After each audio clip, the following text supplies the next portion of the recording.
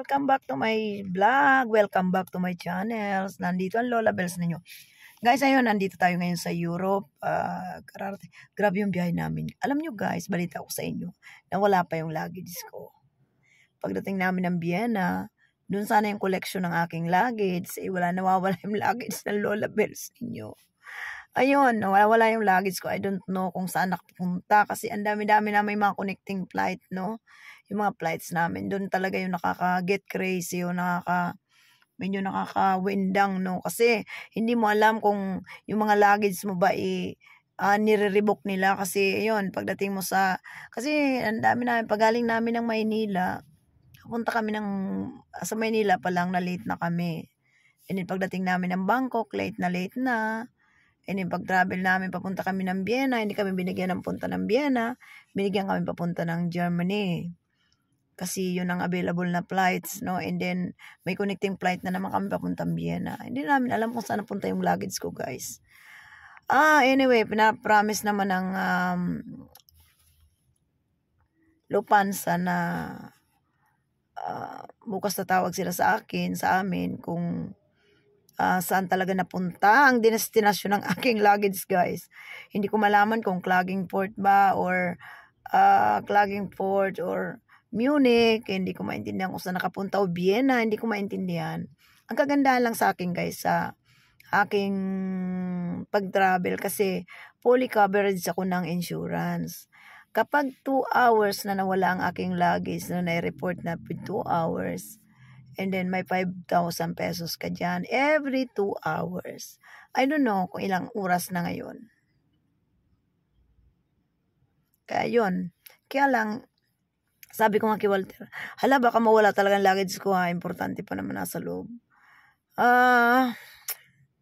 Sana naman hindi, kasi siyempre, sabi naman ni Walter, ina-assure naman ng Lufthansa na na mga ganyan daw natitrace naman yan.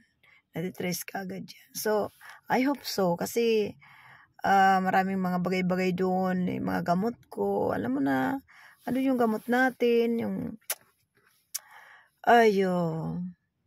nalungkot ako pero wala tayong magagawa guys. So, ayun. Traveling na pala kami ni Mr. Nakasasakyan kami. Bumili lang si Mr. ng may inom kasi ayaw ko siyang antukin. Alam mo, pagod na pagod kami guys. Yung anak niya dinala yung sasakyan doon sa airport. Nung isang araw pa to. So, nandoon kinuha namin, ay kaya pabalik kami, nakasakyan na kami guys. Galing sa airport kasi medyo malayo pa sila guys.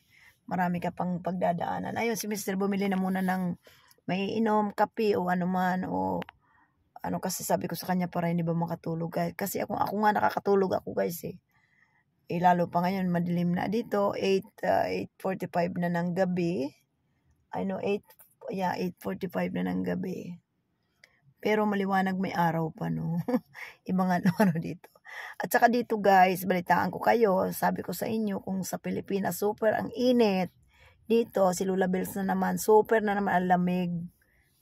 Yun. Pero hindi na katulad nun. Hindi na katulad nun. Talagang nagtutunugan yung aking mga baga. Ngayon, hindi na. Okay lang, kaya naman. Nakakalungkot nga lang kasi yung luggage ko nawala. Nandun yung mga damit ko, yung mga, ay nako, sabi ni Mr. wag mo nang isipin yan.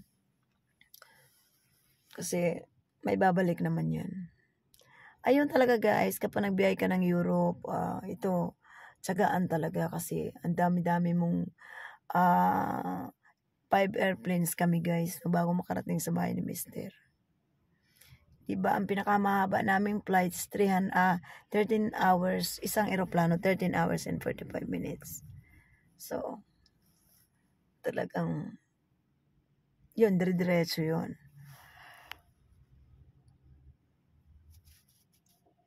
May mga flights pa na mga connecting, yun na nakakatagal. Kaya nakakawindang guys, no? To be honest talaga. Nakakalungkot kasi ayun, nawala pa yung luggage ko, diba?